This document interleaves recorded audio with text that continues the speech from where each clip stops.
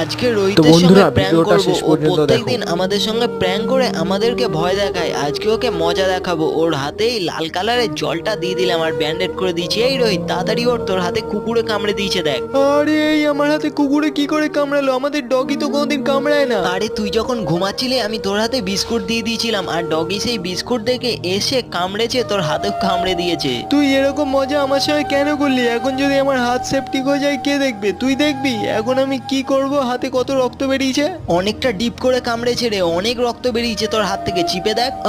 কত ব্যথা করছে আমার হাতে। দাঁড়া আমি তোদেরকে পরে দেখে নিচ্ছি। কি এই করবো ছেলেটার এখন, জন্য কি একটা লাইক আর যন্ত্রণা সাবস্ক্রাইব করছে করে রে। দাও।